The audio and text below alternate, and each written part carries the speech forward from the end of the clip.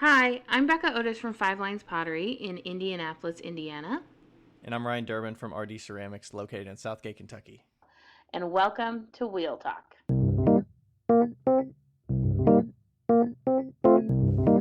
Hey guys, we've loved answering all of your questions so far. If you'd like to hear your question on the podcast, please send them to us on Instagram at wheeltalkpodcast or by email to wheeltalkpodcast@gmail.com. Thanks. Go! Go! Hi. Hi, Becca. Hi, Ryan. You're wearing that colorful sweatshirt again. Sweater. I really like this sweater. It's like, I haven't bought a piece of clothing that I actually just really enjoy. It doesn't That's like have your a trademark hood is for one. sweatshirts. Like, I never wear sweatshirts. I used to wear hoodies back in college, but Yeah, it's just because I had to walk across a cold campus. I don't love hoods. Yeah, So- it's a little constricted, and it feels a little weird if you always like have it off the back of your neck. Yeah, and this sweatshirt's Especially like with the neck. way huge. It's like pretty big, so I feel like I'm kind of. Yeah, I put on a hoodie for the first time yesterday in the studio in a long time, because normally I put on my zip-up jacket. Yeah. I put on a hoodie and like putting the apron over the hoodie while I had my hat on, and like put the hood up and get the apron over and all that crap. So It's pretty chilly at work. So I bet it's cold in there. yeah, it's pretty chilly. So my outfit, like, I'm like, oh, it doesn't matter what shirt I wear because I'm not taking off my sweatshirt. How cold are we talking in there? I don't know.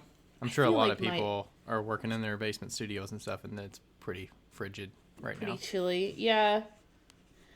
I feel like if I go in with wet hair, Oh, that's a bad idea. especially, I'm super cold all day. I think that the thermostat says like 65, Oh, that's not as bad as I thought. but I don't think it's 65 because this is 65. Like my apartment's 65, and I'm. You pretty need to tell comfy. Rachel that. She complains when ours is 67.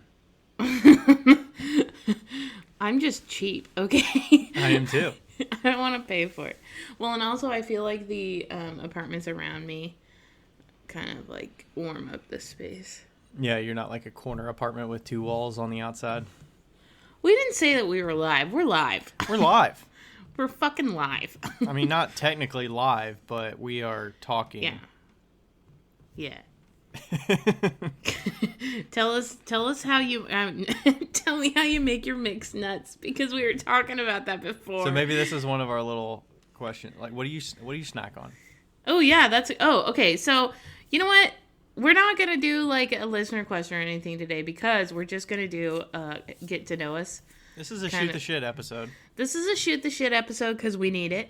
And so we asked a bunch of questions on Instagram and people asked them. So our first question is, what do you snack on? Ryan, what are you snacking on? So I'm snacking on mixed nuts that I made myself. I like to get entire jars. So we have those, I don't know what you call it. Those containers that you like push the lid and it's basically just a reusable container that you could just throw a bunch of whatever in there. You know, Yeah. Some people who get spaghetti or whatever. But it seals it, right? Yeah, so we get those 16-ounce jars of just different types of nuts, like lightly salted peanuts and spicy peanuts and butter toffee peanuts and sesame mix. So that's what I mix together. Okay, so is there anything but peanuts in there? There's the sesame sticks. There's almonds sometimes. This time I threw some pistachios in there, like unshelled pistachios. Oh. Because I still have those from like 2 Christmases ago. And some cashew. There's a few cashews in here. Cashews are the shit. Yeah. Well, I mean, peanuts are cheap, so. Yeah. Have you ever had the fancy mixed nuts from Costco? I don't know what that means. Is that in a can? No, well, it's in a container. Well, yeah, I mean, not a can. I mean, it's in like a barrel, a wheelbarrow. A big jar. Not a wheelbarrow, but get your vat of mixed nuts. It's in a Costco-sized container. So it's the fancy. It's like a gallon of nuts.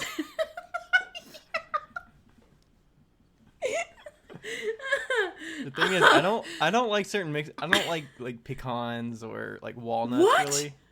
What? You don't like pecans?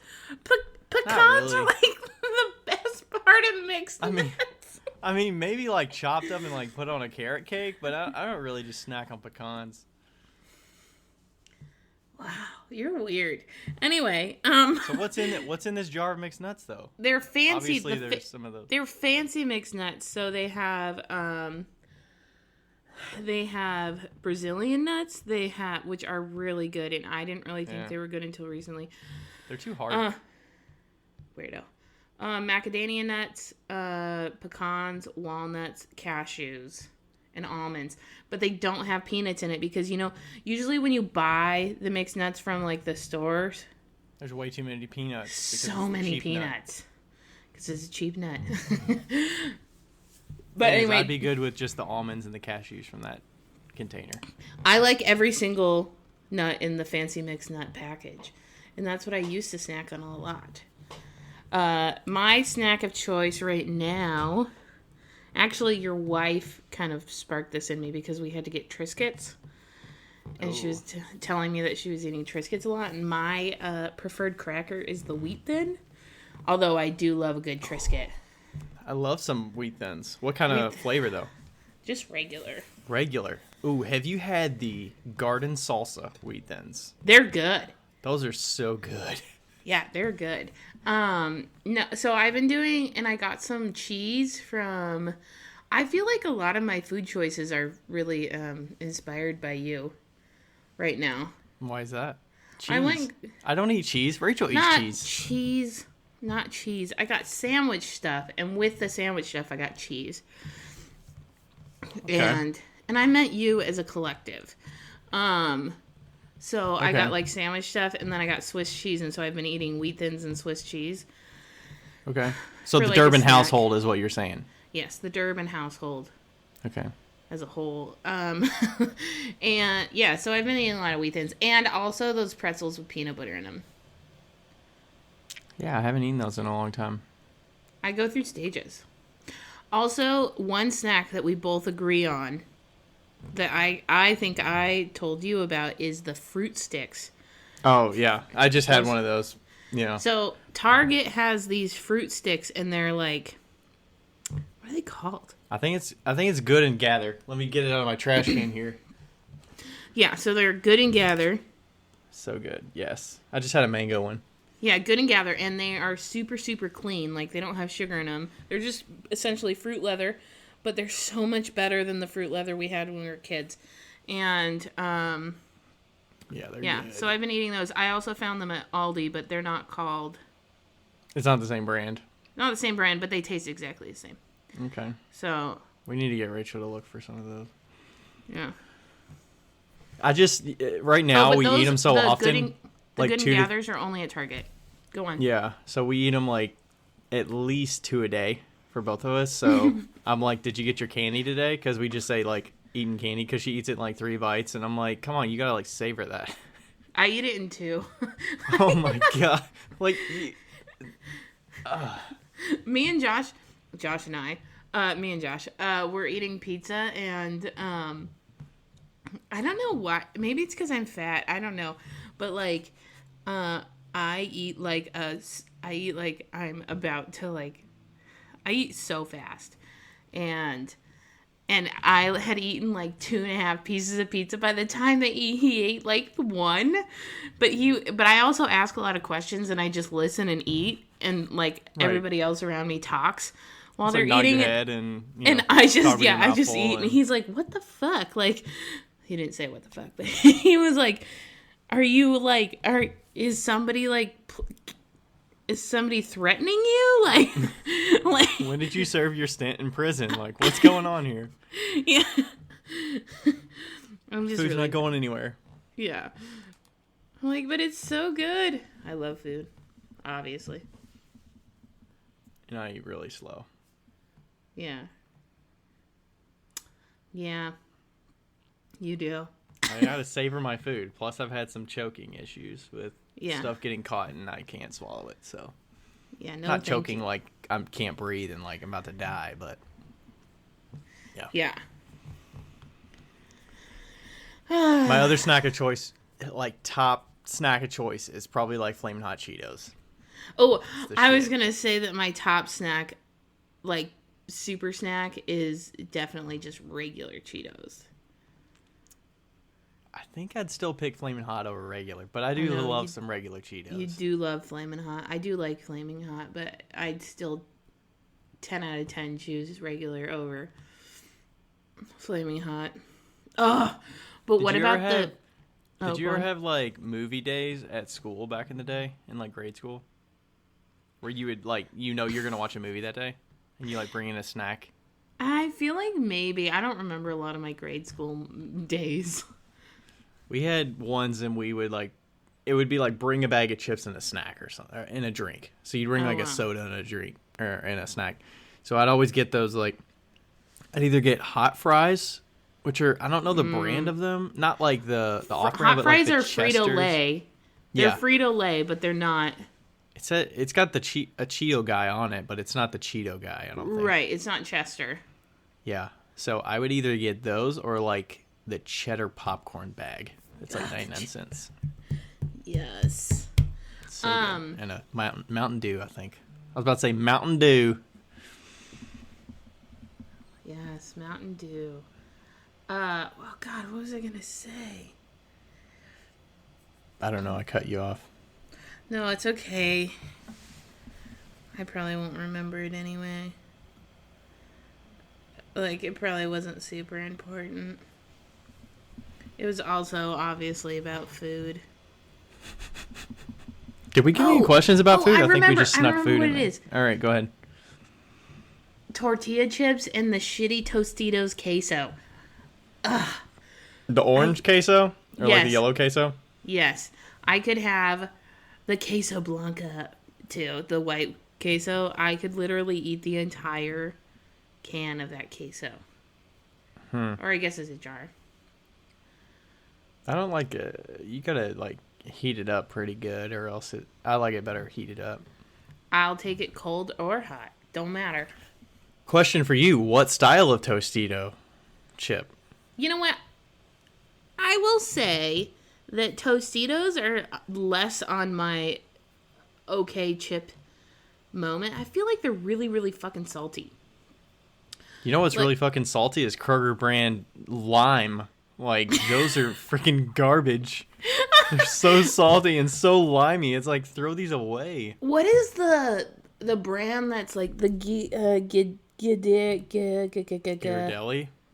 No, That's a chocolate brand. it's like Guriello, or something like that. I don't know if they have them out here. I don't know what you're talking about. They're chips. They're I know, like, tortilla on the chips. border. Oh, on the border chips. Those are good.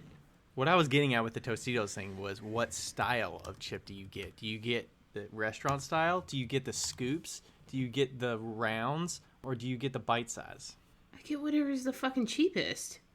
What? You don't have a preference? If No. money was not an option, what style would you eat the best? I'd probably get the strips because if I'm gonna dip them, I want the strip to like fit in Thing the is, jar. I don't think Tostitos make strips. Oh, you know who does make strips? Mission chips. Those are good. Or Costco sells those things for like $2 and you get a big bag of them. Yeah. It's like up to your waist. They do have strips at Costco. Those are good. I a just bite buy size. whatever's the I like the bite cheapest size. tortilla chip. Or I have made some of my own too. You've made your own tortilla chips? Yeah, they're really good. Do you do that with like the KitchenAid?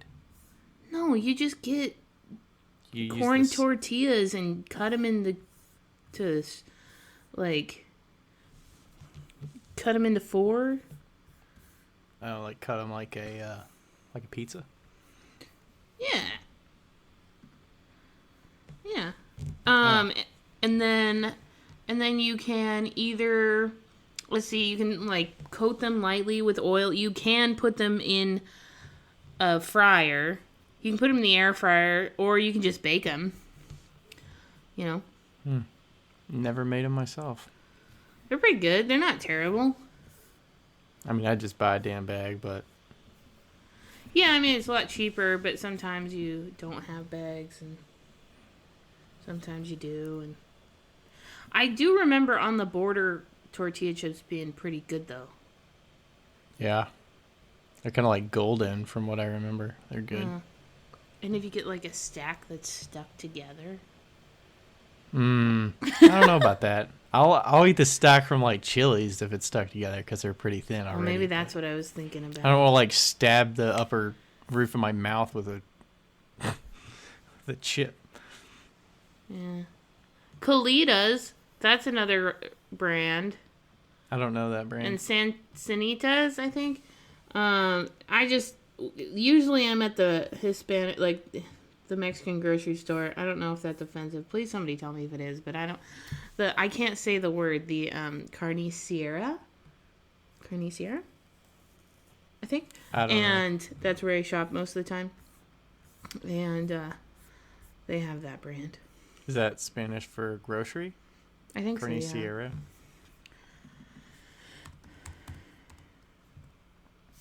Carnicera. Yeah, Carnicera. Yes, Is that how you say it? Yes, I believe so. I don't know. I'm really...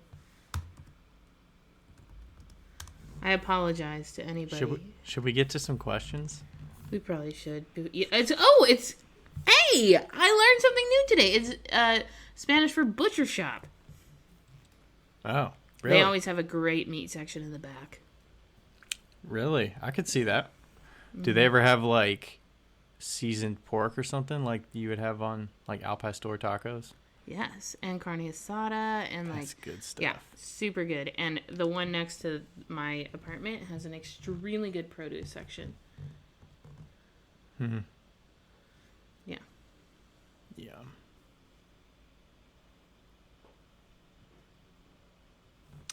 Yes.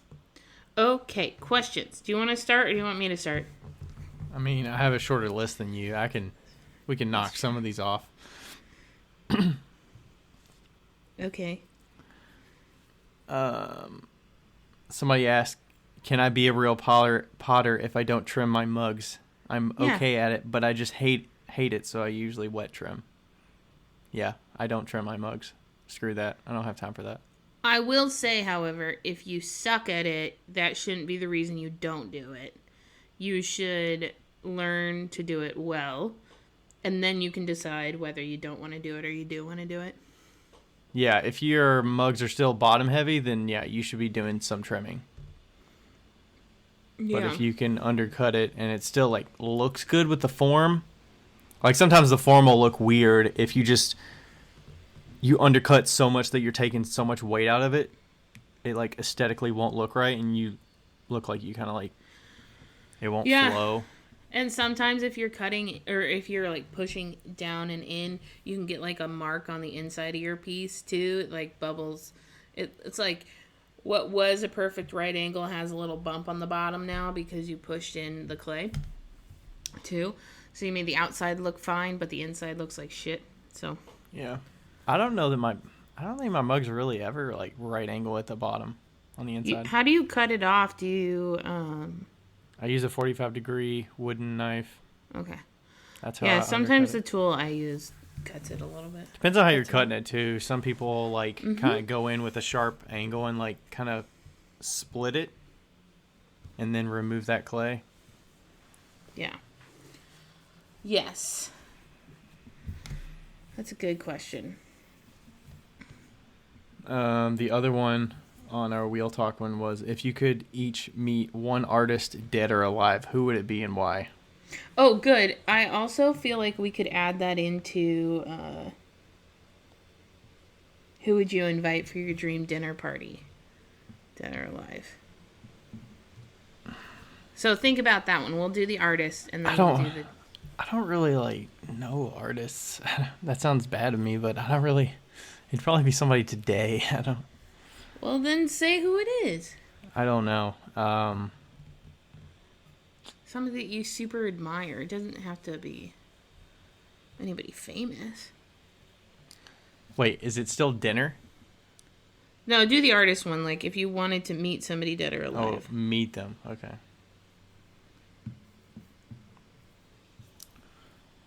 I don't. Okay, I'll say mine. Artist would be Kandinsky, Wassily Kandinsky, who's from the Bauhaus era. That's Who is that? What is he like an artist of? Or what does he make? He was a painter. I believe he did some other mediums, but he my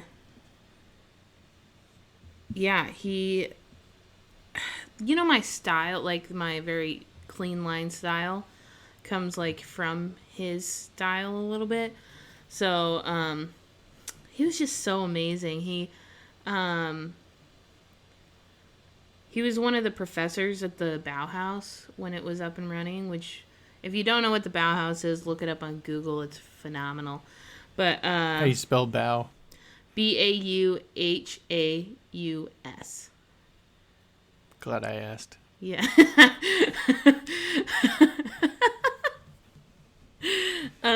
And yeah, I really admire his work and look at his art. It's really cool. So I take a lot of inspiration from him. Okay. I am like freaking blanking right now.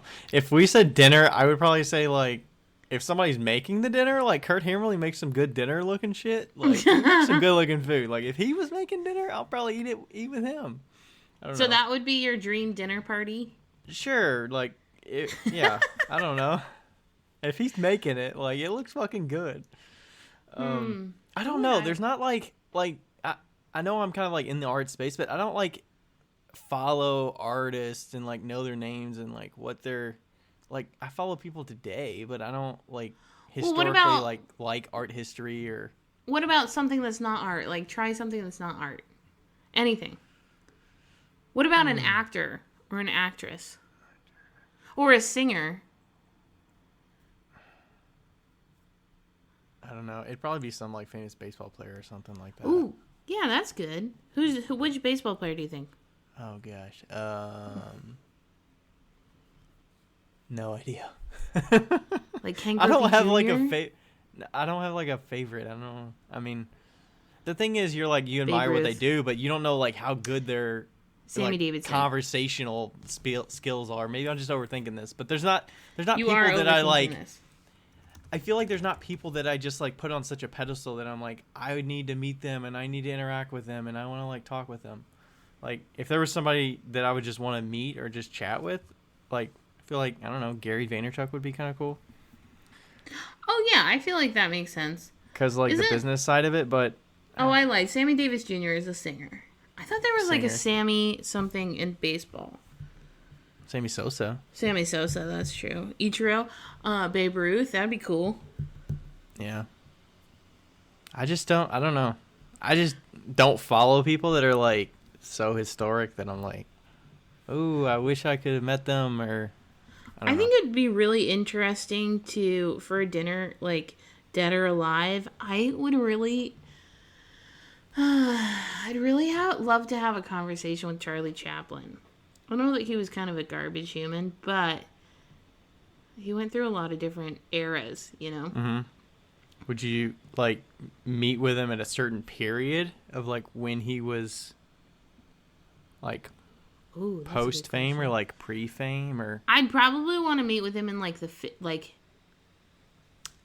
I think that he was born, like, right around the beginning of the century. Because you almost feel like some people that when they get so famous that they're not relatable. Yeah. And, like, would you even, like, get good, like, would there be, like, good content and, like, good flow with them? Well, I would want to or would they not be relatable? In the 50s or the 40s. Like, during the 50s or the 40s, like, how old he was. Probably when he was, like, 60? Yeah, like, okay. 60. Because then it would be after his entire thing, and then he would have been excommunicated from the United States by then, and that would be really interesting to talk to him about. Did you know he was excommunicated from the United States? Didn't know that. Yeah. Was he like American? I don't know anything about Charlie Chaplin, so. No, he was from Europe. He was born in England, and then he came to the United States in about the teens, I believe, and then he got Were all of his movies mostly popular like made in America, or All of his was movies he... were made in America. Okay.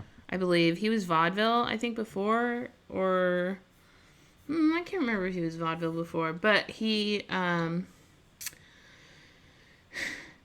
did The Great Dictator, and then I think before or after he was excommunicated from the United States because a federal investigation decided that he was a communist, and then they kicked him out of the United States.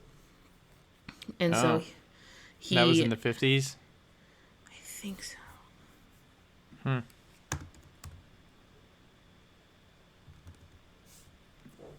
Yeah, I think so. 1952. And then he won the Academy Award, a Lifetime Achievement Academy Award in 1970, and they let him come back. So, because it never got lifted. Yeah. Wow. Anyway, that was your history lesson for the night. New question. What was the other part of the other question? The Is other it just just somebody you'd have at a dinner party? Yeah, dinner during party. dinner party.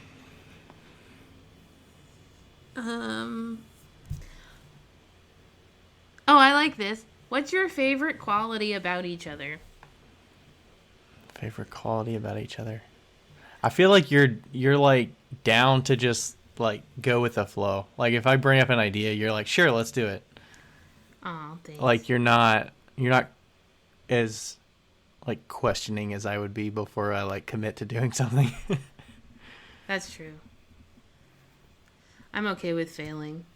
You're okay with failing too, but you like to think things through. I think that actually might be my favorite quality about you is that you do think things through. And you're like so grounded in what you want and what you know. I feel like I always have to. Maybe that's what kind of cuts me to the point sometimes with when somebody asks me something. I'll like try to get to the like I want the nuts and bolts of like, what do you need from me? What's this commitment going to take? What's it going to take away from something else? And like, let's get down to it. Yeah, you're very super analytical, like more analytical than I am, and I appreciate it. That's what I appreciates about you. Thank you. Okay.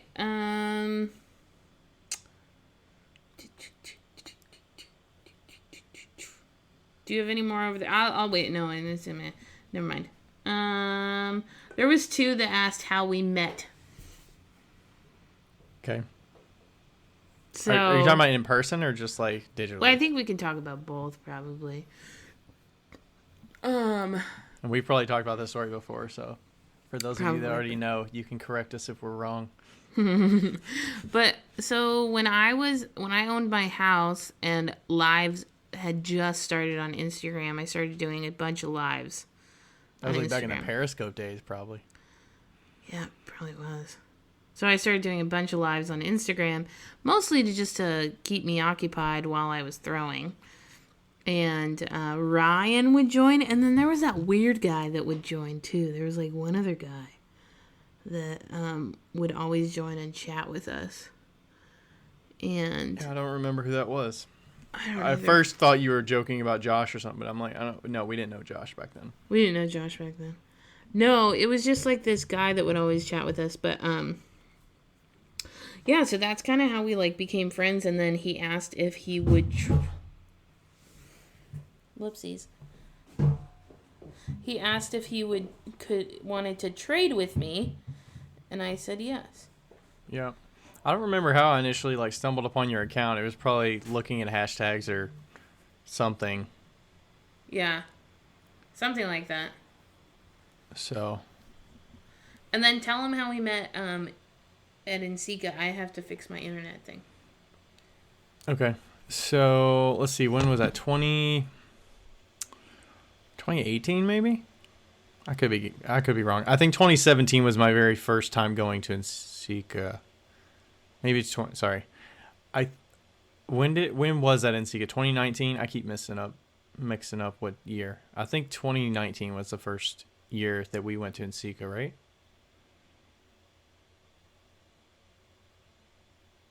I can't hear you. Sorry. Yes. 2019. Okay. Yeah. So 2018 was my first NCECA. I went to Pittsburgh solo. So I like didn't know anybody and doing all that We were stuff. already good friends by then. Overwhelming. Yeah. Because, Pittsburgh is all the way across the country from Washington. So she didn't join for that. But I went and experienced my first time going there and all that. And then the next year is, I believe that's the very first time that we actually met in person was at NCECA 2019. Mixed up the years. I feel like 2019 is not that long ago, but like we really didn't meet until 2019, right? I know. Isn't that crazy? Yeah, I know. But we like chatted all the time, and we did lives all the time. So yeah, so we already like knew each other pretty well. Yeah. And we met up there. I don't remember. Did we like have plans to do stuff there, or you were just kind of like experiencing it for the first time? You didn't know what to expect, and we were in Minneapolis for that. Together basically the whole weekend because I'm an introvert and I hate conferences. And we planned an NCECA pot swap too. Mm-hmm. Because 2018 was our first pot swap, and then we got to 2019. So early 2019, March 2019, when we had NCECA, we did like a small NCECA pot swap and kind of met up with 6 or 8 people maybe that did it with us. So that was fun, and that was kind of our first time getting together. And I think Rachel was with me then too, right? Yeah. So we were, Rachel came to Minneapolis too, and I think we like the first day you got there or something, we like walked over and like had dinner at a pub, and that was kind of the first time you met Rachel, I think. Yeah, and it was so funny because you were like, Rachel, you're usually not this talkative, and she was like, she's really nice. I don't know.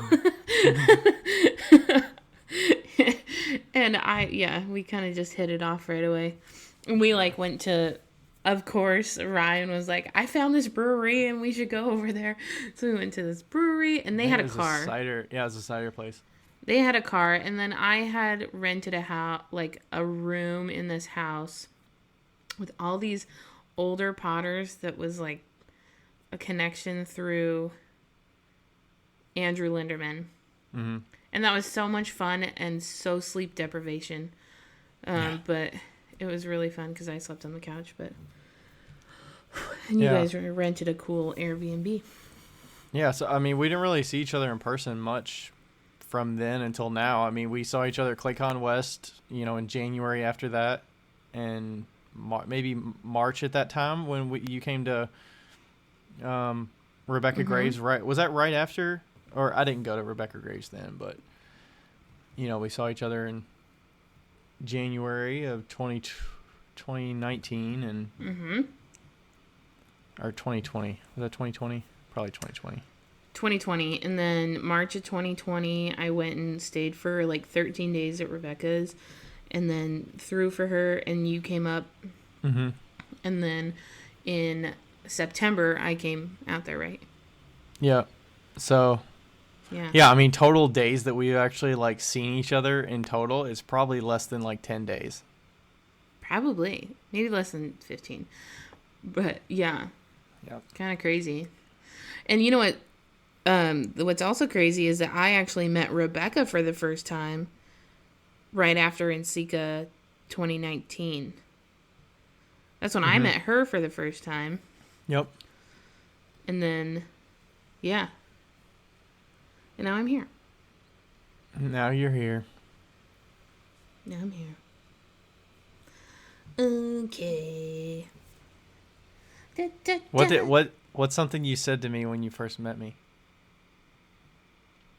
You're so short. The thing is, I'm not that short. I'm like 5'9". I know, but you looked a lot shorter than you were online. No, you thought I was a lot taller. I don't know if you thought I was like 6 foot or something. Like, what's up? Was that one of the questions? Because that is actually no. Because I thought about that because it's something you said to me when you first saw me in person. You were like, "You're shorter than I expected." Yeah. I don't know. You look like so. I don't know. You look so different online than you do in real life because, like, I don't know. Online, you seem like you're older. You seem like you're. Why is that though? Because I don't know. I show my face all the damn time. Like you know I what I look know. like. I don't know. Maybe the camera adds 5 pounds or something. But I never don't use know. a filter. I know, but I don't know. And then whenever I see you in person, I'm like, oh yeah, you're 29. Like, Yep. you know, and like you're skinny. You're like, people don't realize that you are really fucking skinny. You're like a twig. He's a twig. And so I think that like, and if you wore baggy clothes or even skinny jeans, you'd look like a skater boy. I used to wear baggier clothes in college. Rachel hates those days. I'm sure she does.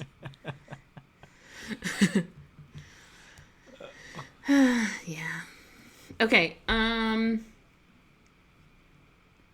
What are you, both of us, most proud of? See, I saw that question. I'm like, damn. Do you want to think about it and we can go to a different question? I want to see what you're gonna say. Go ahead. I have something in my mind, which I'm probably gonna end up saying anyways. I don't think it would be realistic to hear what you have to say and then feel like I have to like meet up with what you said. Go ahead.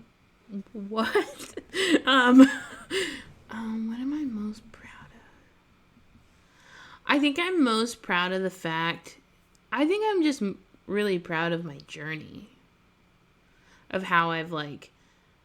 I think that I'm just proud that like by the time that I was 30, I bought and sold a house.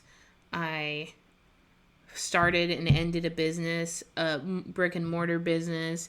I've made money off of business. Not a lot of money, but I have. I got out of debt. Like, there's a lot of things that I'm really proud of, but like the fact that especially that I did it all by the time that I was 30, I feel really proud of that.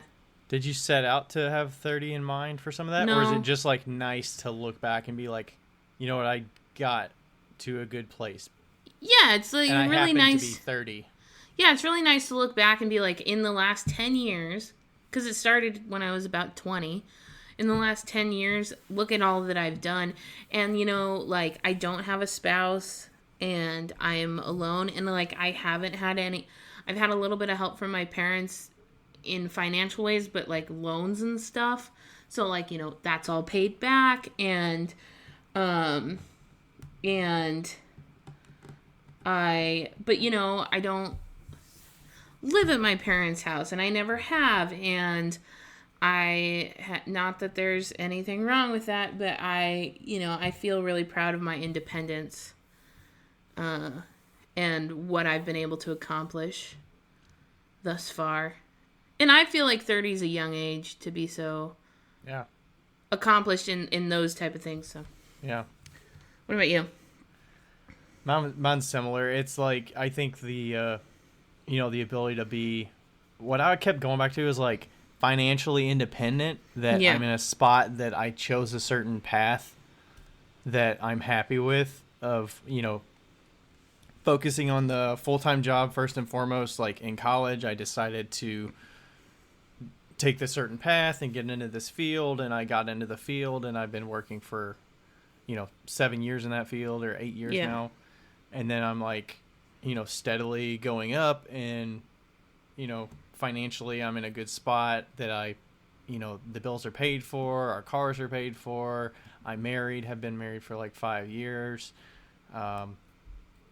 And you're like a real adult. Yeah, I know. It's kind of crazy. And I think the financial stability like gives me the independence to go for the pottery thing on the side at my own pace, and I get to choose what I want to do. Like, there's nothing really holding me back. It's all up to my own motivations and like what I want to put into it. Right. And I think that's probably like what I'm most proud of. Yeah, I really think that, especially in this day and age, and especially with the way our economy is, like, I think the fact that both of us are financially independent is a pretty big it's something to be proud of, for sure. Yeah. And I think individually, like, we have a big, like, burden to say, or not, I don't know if burden's the right word. We have a big reason of, like, what you can accomplish, like, kind of like on your own, but like based on what you're motivated to do and what you want to put your time into doing, you can get a lot accomplished. Right. Yeah, I definitely think, I mean, like, my story is a lot different than your story. Like, I've lived in my car, so I have so not. so like, I definitely see people and see stories, and like, I think sometimes I'm like, I did that. Why can't you do that? And I definitely cannot like compare myself to people. So, Yeah. which is good. I'm learning how to do that. But yeah, pretty proud that I have been able to do the things that I have been doing. Like, at one point in my life, all I could afford was eggs,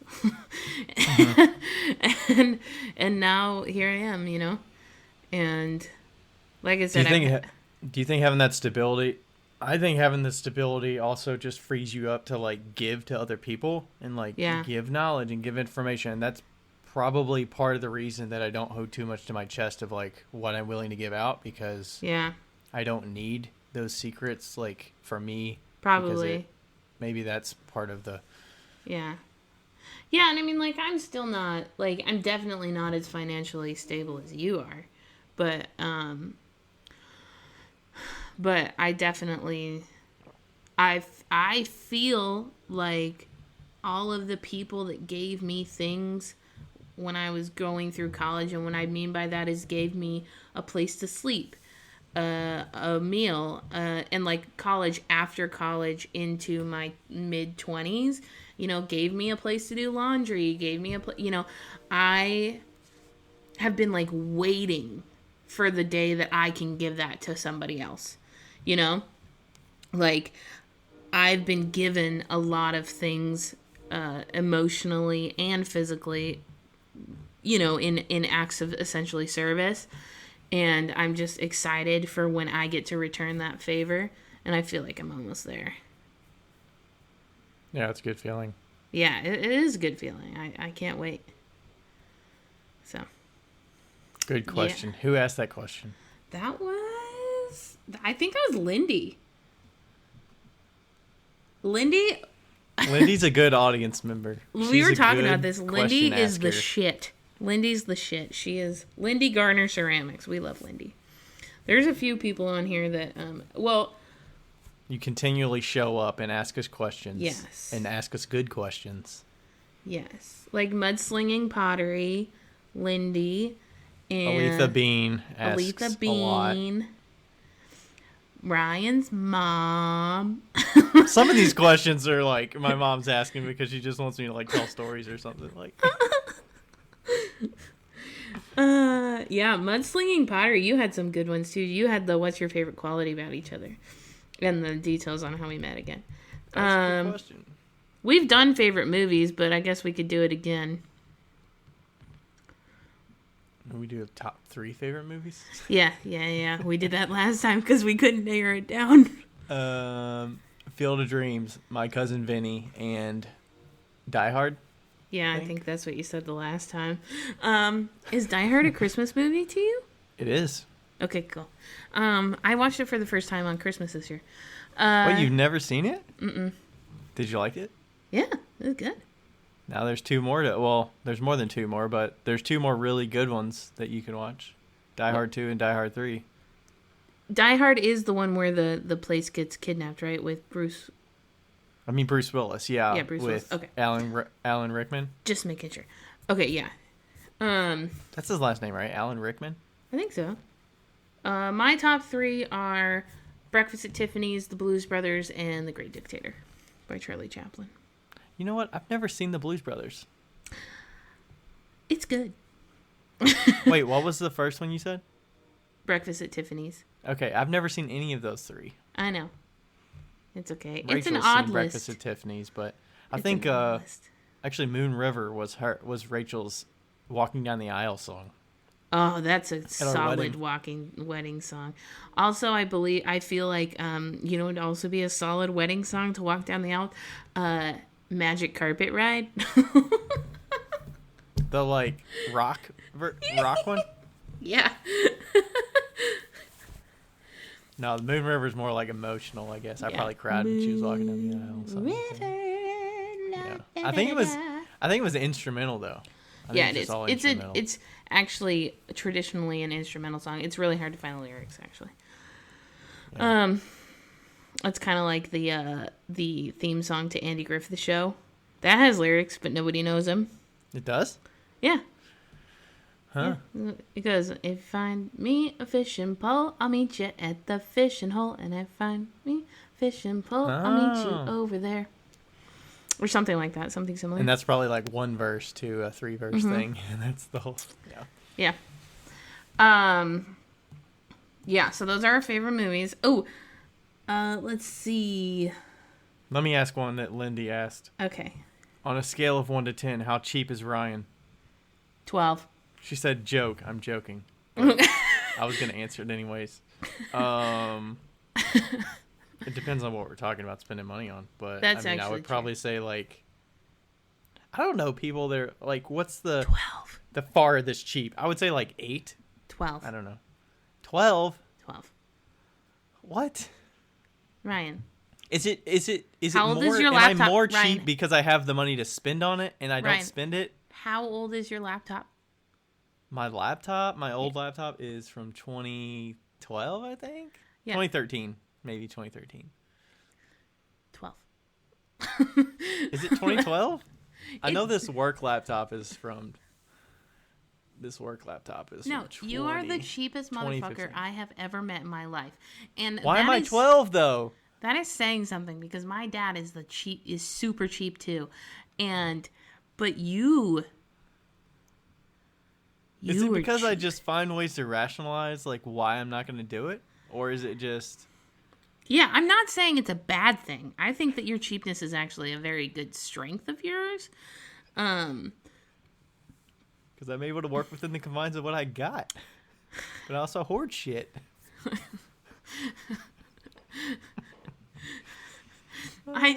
You're Say it. I don't give a shit. No, I just think about when Rachel is always like, she's like, I want to get a new phone, but Ryan said if anybody's going to get a phone, I'm getting a new phone. I am getting a new phone. I got an iPhone 7 Plus. That thing came out Why like can't you guys- 2015. Why can't you guys both get a new phone? Because her phone came out like in 2018. Why does she need a brand new phone? We pay out of pocket for these phones. We're not doing the planned shit. We're paying out of pocket full price for these phones. Not full price, but I mean, we're not going to get the brand newest version because we're going to spend $1,300 for it. I'm actually 12. looking at getting a new phone. 12? Believe it or not. All right, well, would you get an iPhone 12?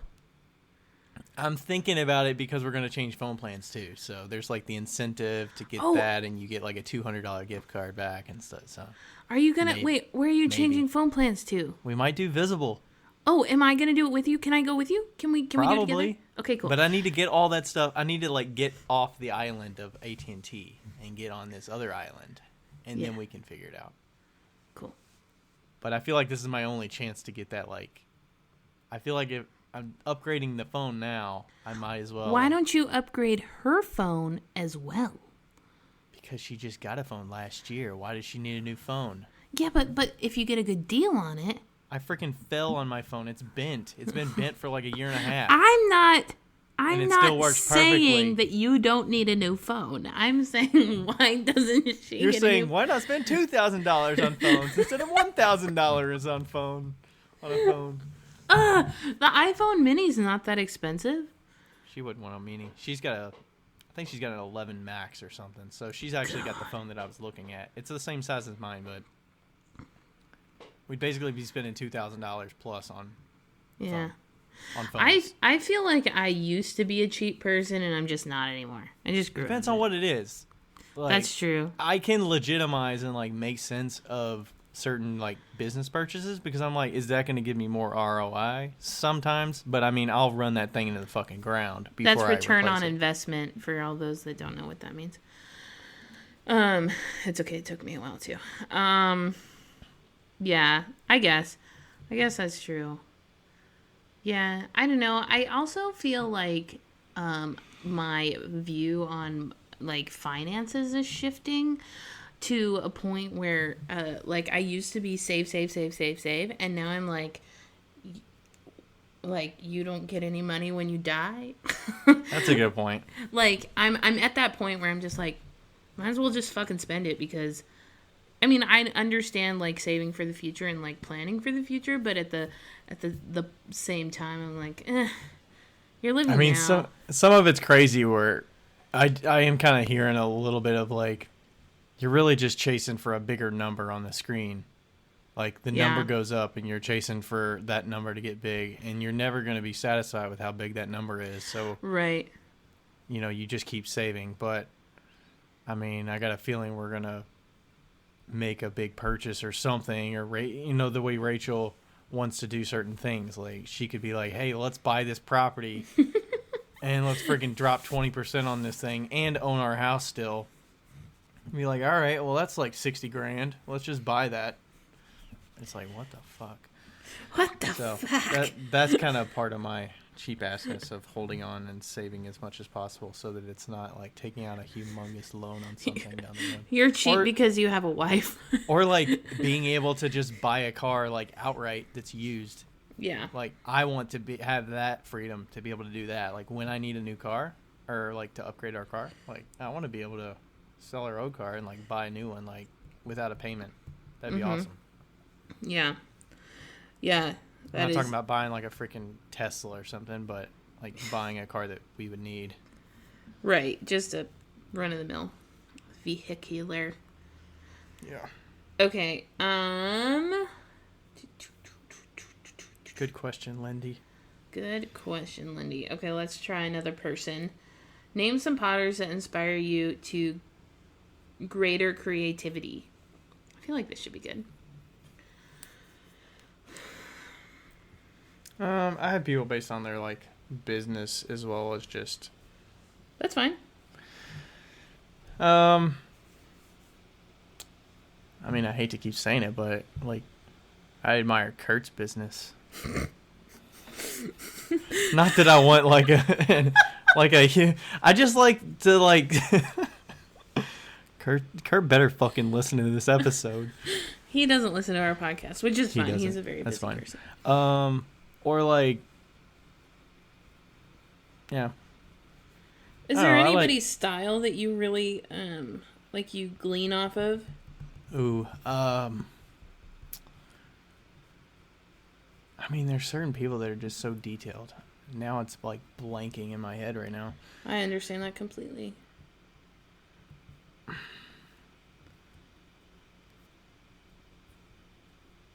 I don't know. See, this is where I need to like see the questions before and actually have like a good answer. I don't have a good answer. It's hard because like, especially with the way we are in this day and age, we see everything on Instagram and then we don't really see the name.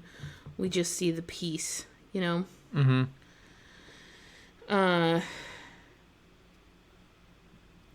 I would say Liz, honestly, Liz, hi Liz, Liz Cohen is one of my inspirations. I really love her designs and I really like the way she does stuff. And, God.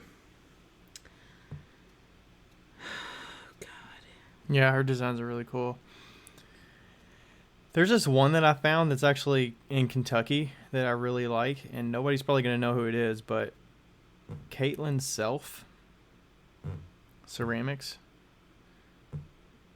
I want to say she's in Kentucky, but I just really like her. It's like, I want to say it's transfers, but she like decorates it herself, and it, like the contrast on the clay body, and it just looks very like clean, and it's freaking awesome. Oh, here's another person that I really, really admire, and I've admired her for years. Ooh, I have somebody else too. Anne Van Hooey. Anne Van Hooey? Yeah. I'll send you their thing right now. My other one is Terry Kern. She's actually in Cincinnati. I actually know her, but her like detail work, she like paints underglaze, but it's so freaking detailed and meticulous that it's somebody that you're like, I don't want to do that, but that's fucking awesome that she's like putting that much detail into it. Yeah, so Anne Van Hoey, Hoey, I don't know for sure how to say her last name. She's Dutch. I think she's Dutch. Okay. And she makes these shapes that are like colored porcelain, and she puts them into these plaster molds that are these huge bowls, and then she cuts them with scissors and then folds them over, and they are Mm-hmm. like meticulous. I just sent it to you. Do you see it? They're like I'm looking at it. super meticulous and large, and they're just fucking gorgeous. And I remember seeing her stuff literally in like 2014. Yeah, I think I've seen her pieces before. I've shared it a few Okay. times. They're just so beautiful, and like if I could do stuff like that, I would die.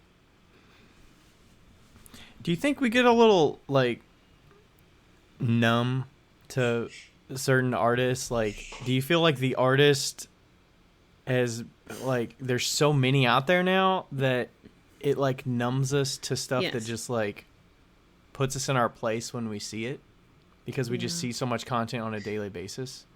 Yeah. That's kind of way I'm feeling with like looking through here, and I'm just scrolling through who I'm following and like whose stuff do I admire because nothing is coming to mind just off the top of my head. Right, because we're like flooded with all of this art. Yeah. I apologize for the cat You know noises. whose stuff that has really been like elevating this past year that I just really like seeing the growth is Amy Brumund from Pines and Pottery. I like her stuff a lot. Oh yeah, her stuff is amazing. I don't. And she's I don't, so nice. Her Instagram game is getting stronger and stronger, and it's so like such good. And she buys pots from like almost everybody, Yeah, I think every restock she buys a couple pieces or something. which I think is the coolest thing. And her kids open them. It's very cool. Yeah. Okay, hold on. I have to silence the iPad. She's squeaking something. He's sitting. Okay. So, Squeaky, squeaky. this is so funny. No, I got Lloyd one of those games with the mice on the iPad, and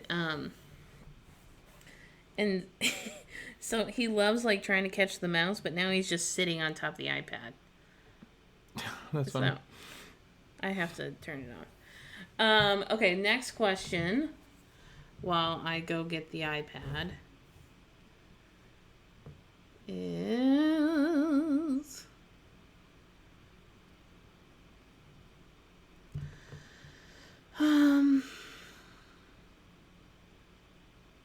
oh, I have one. Okay. I have one. Ice and dust pottery. If you had assistance, which part of your process would you be the most hesitant to offload? Hesitant. Yeah. For me, it because I've kind of thought about this a little bit with the growth potential that I see this year. I'm gonna have less time, so I think I'm drawing the line at like throwing. I don't like throwing is entirely my hands on what's being produced. So and the time like efficiency. I feel like with at least with the assistants I have now, they're not skilled wheel throwers, or like they wouldn't be able to produce it at maybe the speed that I would like. It wouldn't be worth the money. Yeah, so that's, I think that's where, like, putting my initials, like, RD on the bottom of a piece that I didn't throw feels a little bit like, I'm not comfortable with that, so. Yeah. That's for my process, because that's my brain, and that's who the pots are going to be sold from the end of the day. Like, I am going to be selling those pots, so. Yes. I feel like I'm kind of like out of that now because I haven't been producing for myself very much. What if you were producing what you used to be producing? What were you most reluctant to offload? Probably throwing, just because Probably throwing. Now, it's not because I would want it to be my hands, because I couldn't care less about that, but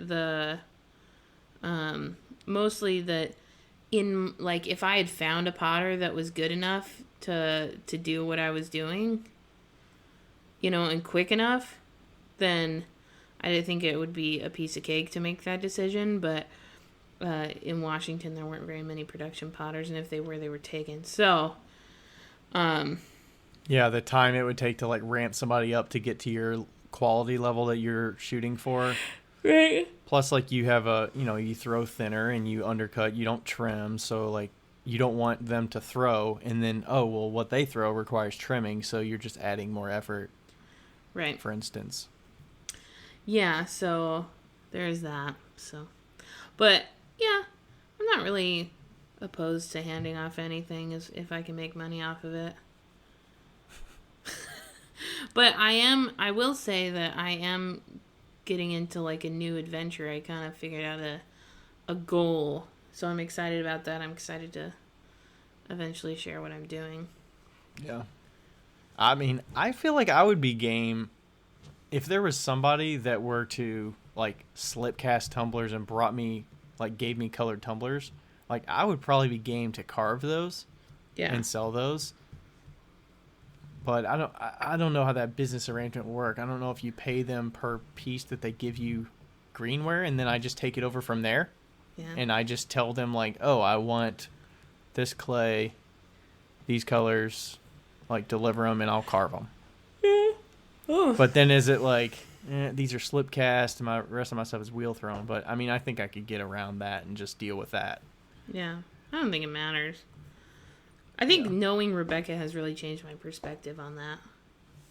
On the whole slip cast pieces versus hand built versus wheel thrown. Well, just somebody else doing your pieces for you. Oh, okay. Well, yeah, I mean, if you're more focused on like the decoration, like I think Justin Rawshank, he doesn't throw all those mugs. Like, he has all those political pottery mugs or just his mugs. Like, other people production make those and he pays them for them, and then he does the the glazing. They might even slip them and stuff and fire them, and they just deliver them to him bisqued. Yeah. And then he glazes them and fires them and decal fires them and all that stuff. Yeah. Dude, I'll tell you. Well, I've thrown your pieces before. Mm-hmm. Yeah, you've thrown some bowls and some mugs. Yeah. Yeah. Okay. Let's see. What is one thing that you absolutely refuse to make, and why? This is Cabin Fever Clay works as well. Buttercrock. That was so easy. Buttercrock. I don't really like making anything in two pieces. I refuse to make jars. I don't refuse to make this item, but I refuse to make it for its intended purpose. I refuse to make traveling tumblers with the silicone lids. Have you made one before? No. You refuse to make them because it just feels like you're trying to like fit in a handmade thing where it's like there's other uses that are just better. No, I think silicone lids look like garbage. Oh, because they just don't look right with the handmade mug and stuff. Which I'm sure I'll have to make some for Rebecca, but for my own ness, I will never sell a silicone lidded piece. Yeah, I can see that being difficult. That just sounds like a nightmare. Like, you're not dealing with just oil bottles here where the spout needs to match the lip. You're talking about like something that somebody's going to have hot coffee in and they're going to put it up to their face, and if that thing falls out, you're fucked. You're fucked. Yeah.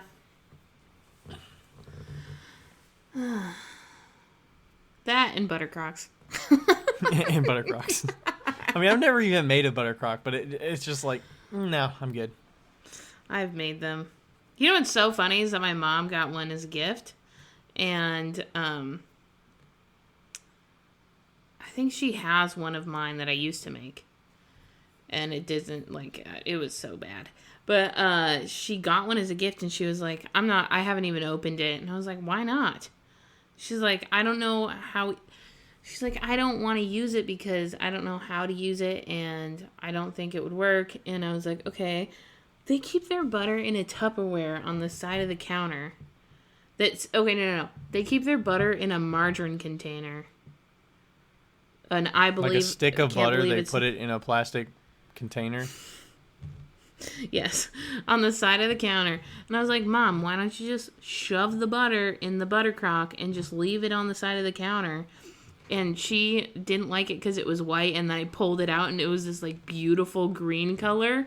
And she was like, oh, that's really nice. And I'm like, will you use it now? So they just use it without the water. Okay. But yeah, I don't know that I really understand that part of it, but I mean, I kind of understand. What makes butter go bad is the oxygen that it hits the butter.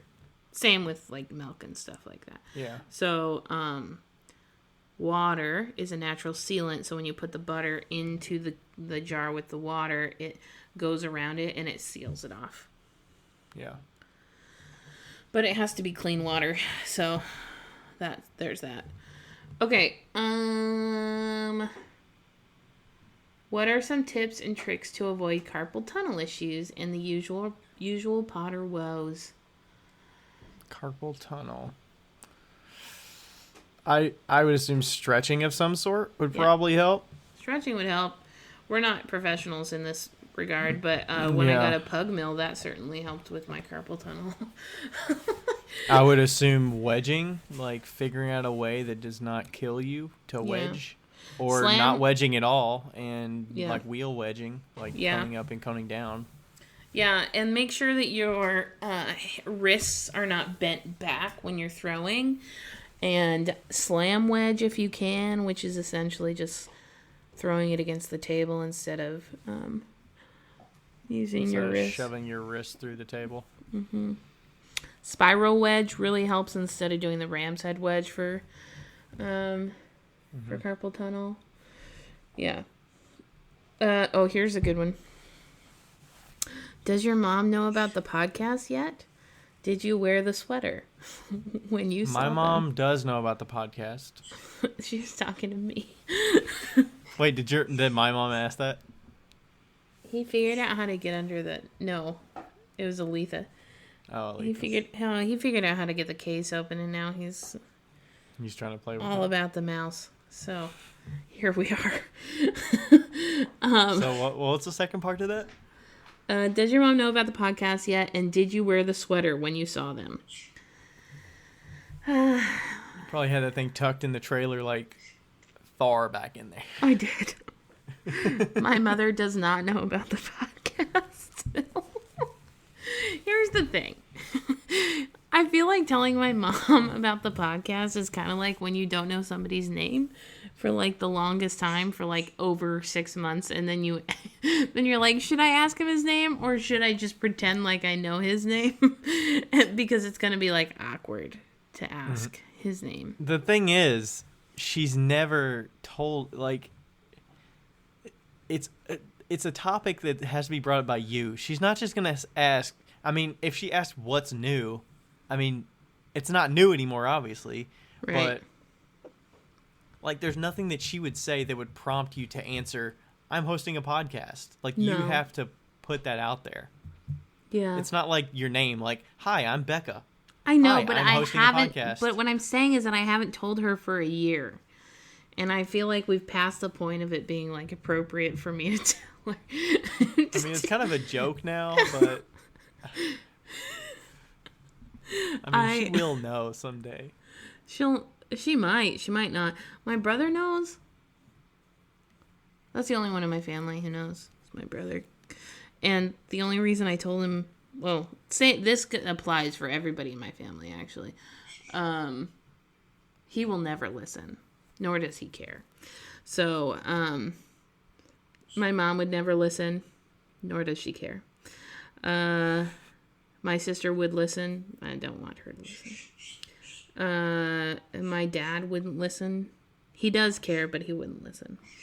So, and I say that my mom doesn't care in the best way possible. She's just not wired to. Yeah, I don't know how many of my family listen besides my mom and dad. Like, and my dad only listens because my mom will listen to it like while they're in the same room or while they're driving somewhere. But yeah, I don't know. I mean, if there's a finite amount of time in the day, so if you don't have time to listen to something that doesn't apply to you, like, why would you listen to it? So yeah. Yep. Or maybe they don't even know what podcasts are. Like, maybe they don't even listen to podcasts, you know? Oh, they don't. So. My mom is surprisingly, she is surprisingly technologically savvy. She's very technologically savvy, but podcasts just aren't her thing, I don't think. She does listen to church over... I think they do church on, like live Facebook Live? or something. Yeah. But... yeah, she likes to read, and I don't know what she listens to when she sews. I don't know if she listens to anything. But yeah. Yeah. Aletha asked me this, and this is just about me, but I feel like I should share it. Did you find a way to get Bev to Indiana? Did you figure out an alternative? And have you found a new fave in the meantime? No, I did not. That's been a challenge. It has been a challenge, and I emailed them about it, and they never got back to me. So I don't know. But I also found in their FAQ in about 2 minutes. Yeah, you did. They don't ship to Indiana or Kentucky. No, but we might ship them to your friend, right? Yeah, well, I might reach out to somebody that lives in Ohio. It's not like I'm not like an alcoholic, like we've mentioned before, but I did really like the champagne that they had, like really a lot. And I like that it doesn't give you a hangover. It like doesn't make you feel like shit at the end of the day because it's got no added sugar. So that was nice, and it's relatively inexpensive for what it is.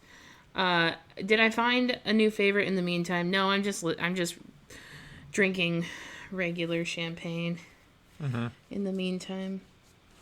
But Rachel's like pointing at her watch because she needs to pack something. There's a question on here about you, actually. What? Do you want to help get in here? Oh, yay. I don't know. Her friend freaking asked it. It says, why can't Rachel paint the microwave mustard yellow? I mean, what the fuck? You should paint the microwave mustard yellow. And she can't hear what you're saying, but she's saying you should paint it mustard yellow. It's not the microwave. It's she wants to paint the stand mustard yellow. The mid-century. The thing is, we have this house, right, that's in pretty good state. She's already made upgrades. Part of my cheap-assness is I don't want to upgrade things that are perfectly usable and perfectly fine. She just changes it because the style is outdated and it's not her style anymore. That's important. But we've been in this house for 5 years, so I'm like, hey, ain't broke, don't fix it. But it's just give her something. It's changing the color. I mean, she's still got a lot. she's getting things. It just takes longer. I'm not just gonna say yes immediately. So that's how I do things. When I've only backed Ryan on maybe one thing in the house. Oh, yeah, that was good. That was worth the visit in and of itself.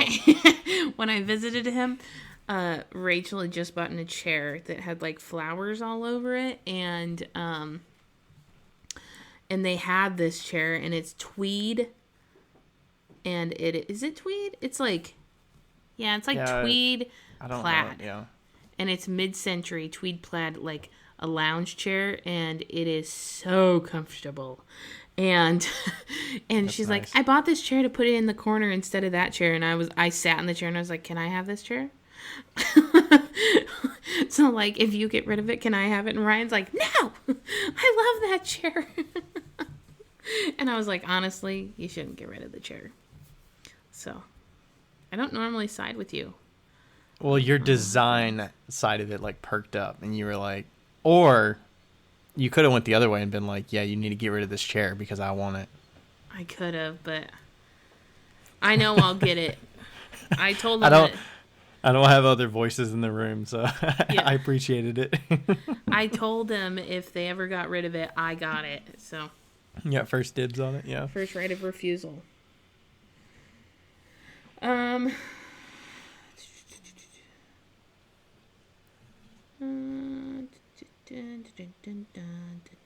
Lindy asked another one. Most useless piece of pottery equipment you ever purchased? Most useless. I mean, mine would probably be I made one of those glaze fountains and I've used it like twice. I mean, I made that myself just to see if I can make it, but I don't have a use for that right now. I could have a use for it in the future. Yeah, I definitely got one of those too, and I never used it. That'd probably be it. Yeah, there's not many. I mean, I've got some tools that just get neglected, but I mean, usually, like to this point, you've been making for so long, you kind of know like what tools you need and what you don't need. So you don't purchase something unless you like have an immediate need for it when you already have everything you could use to get your job done, you know? Yeah. Do you know what I'm mad about is that I sold my Giffen grip, and because I never used it ever. And Did now you have it for the studio, like for the students and stuff, or did you use it back in the day when you I bought it for actually did myself use it? originally, and then I realized that I just didn't like it. Mm-hmm. I think it was nice for handled mugs, because I trim mugs with a handle on it still. If I was gonna trim mugs, I trim them with the handle on. But yeah, I don't know. I gave away the Giffen grip, and I almost immediately regretted it because now I'm gonna start doing a project and I need the Giffen grip, or I need something to like hold a piece in place, and I'm like, fuck. Mm-hmm. But Did you buy it brand new? I bought it brand new back in the day. Yeah, Dang. that was like 6 years ago. But still, I mean, the value of those, like the price hasn't gone drastically up over 6 years. I'm sure they're probably sold new at the same price, just about what they did 6 years ago. I saw somebody had somebody made a Giffen grip that was retrofitted for the Shimpo Aspire on their 3D printer. Oh, that's kind of cool. Yeah. Because it's not because a Giffen grip's usually like pretty huge, so like it would not fit on the Shimpo Aspire. And I think on their Etsy they had the plans for it. Maybe I should buy the plans, see if Rebecca can 3D print me one.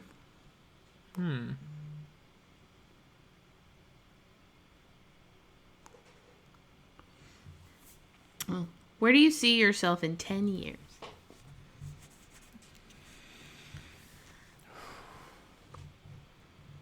I don't know. I mean, I definitely can see myself doing full-time pottery in 10 years, for sure. I don't know if I'll hate it by then, but I picture I won't hate it by then. Like already be on that downward path.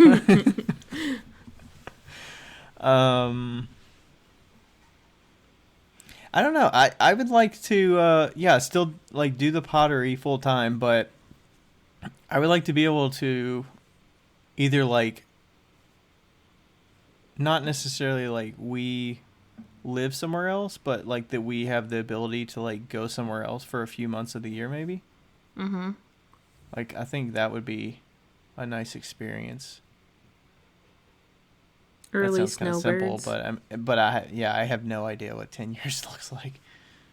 That sounds crazy. 10 years, I'll be almost 40. Gosh. Yeah. 10 years will be 40. I apologize to anybody we just made feel old. Yeah, sorry. I don't like to look that far in advance. That's so far. Like, I have no idea. I don't even know what I'm going to be doing next year. Like, Yeah. I'm like... Or later this year. Like, I don't know. Yeah. 10 years is so hard. I always... Somehow Okay, I know this sounds really weird, but I think at some point... I'm going to end up back in Colorado. Yeah. What do you think's gonna draw you there? Just that's the scenery and like. No. No. I think that it's gonna have to be something like my parents aren't young by any means, and I have a feeling that you know, they'll either need help, or if they're, you know, it's kind of weird, you know, it's hard to kind of like think about, but you know, in 10 years my dad will be 76, 77, and like, you know, not a spring chicken anymore. So Yeah. yeah, so it's like, But is he? I mean, is he pretty in good health now? Like, is he in really not great health, but not yeah. great health? Okay.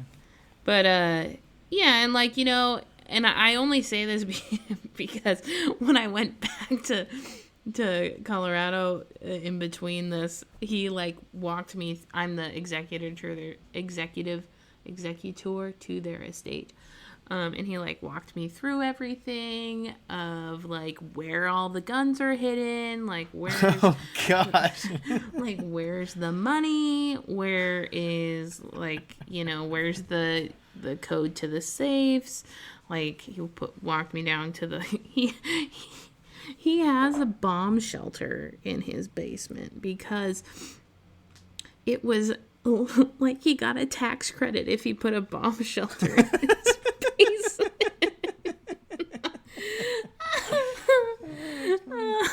And all that's going to be yours someday. And I don't know, and so when my parents pass away, hopefully not for a while, though my mom is like, I don't want to live, she's like, I don't want to live till I'm 90, because her parents lived till they were like 99. But when they pass away, I will probably have to go back to Colorado at some point. And deal with stuff like that. And they have a really large house that will not be sold. So yeah. Anyway. Yeah, 10 years is a long time, right? It is a long time. I'm thinking more like, if you ask me where I'll be in 3 years, like, I could maybe give you a better guess, but I have no fucking idea. We should ask one of your mom's questions that we've been avoiding. I have one on my side that's from my mom. I think that'll probably do it on my list.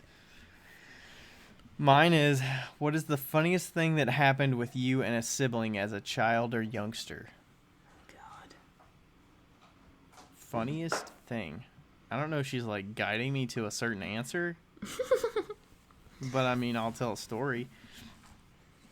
Alright, so back in grade school days, we would, this actually, like, we didn't tell my parents this until probably like 5 years ago.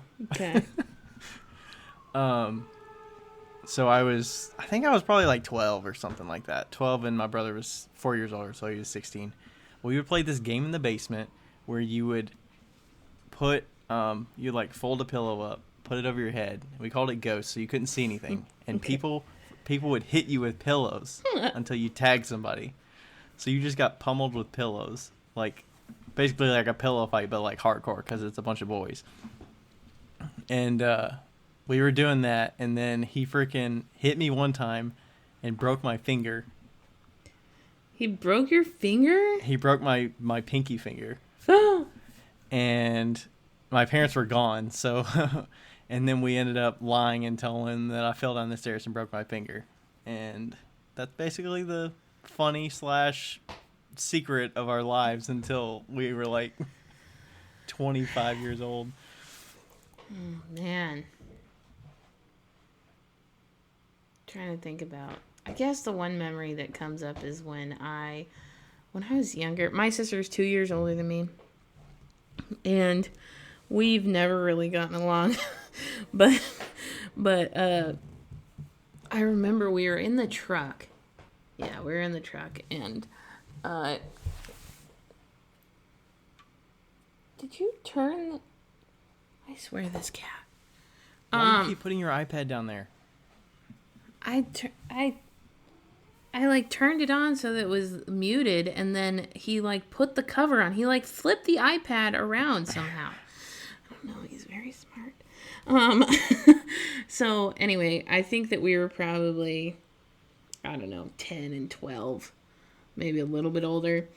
And we were fighting in the back of our truck. And my mom, and it was fucking cold. It was like 25, 30 degrees outside. When you say back of the truck, you just mean like back seat, or you mean Yeah, like just like the tailbed? back seat. Yeah. And it was super duper cold, and it was super windy because we were in like the flatlands of Colorado, and our neighborhood was really long. So like the beginning of the neighborhood was probably like a mile to a mile and a half away from our house. And we were like fighting in the back. And my mom goes, if you guys touch each other one more time, you're walking home. And and so just as a joke, we were like, meh. And then we touched fingers, because we were joking. And she fucking kicked us out of the truck. And I didn't have a hood, or I didn't have a coat or something like that. And we walked home, and I had to wear wore my sister's hood. It was like one of the zip off hoods, so I wore her hood, and she wore her jacket. Yeah. I had to walk home. It was terrible. Yeah, we had some of those car rides on like vacation, and you pull over. We like pulled over on the side of the interstate while we're fighting, and they're like, "You better make up before we'll go again." And there's freaking semis driving by. Your car's like rocking on the side of the interstate. Yeah. We had some of those experiences. Yeah, man. I feel like my whole childhood was just fighting with my siblings. But, Yeah. I feel like it could have been worse. Like, I think that's just kind of real. Like, you're going to do that with your siblings. Yeah. That's probably true. Okay, what other thing? That was the only one that was my list. Let's see what she had for me. Did you like school? What was your favorite subject? And were you a popular kid? Did you like school? I like school. Yeah? I feel like I like school from probably grade school to middle, high school. Yeah. Yeah. I generally liked it. What was your favorite subject? Math was probably my favorite. Like, I really liked geometry and algebra and stuff like that. In high school, at least. Were you popular? No. I was more like a loner kind of.